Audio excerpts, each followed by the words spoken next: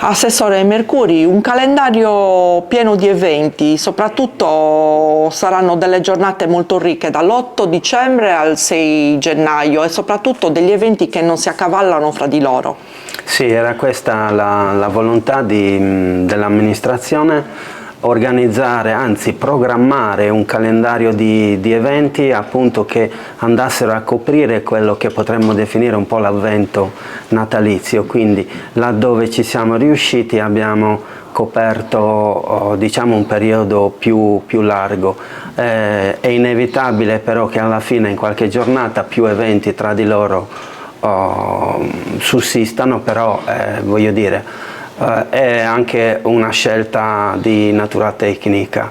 Il programma è ricco, è un po' dedicato a tutti, abbiamo pensato a un pubblico che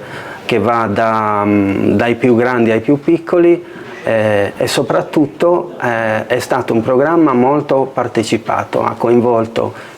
tutte le categorie presenti sul territorio ed è stato proficuo da questo punto di vista, una bella esperienza.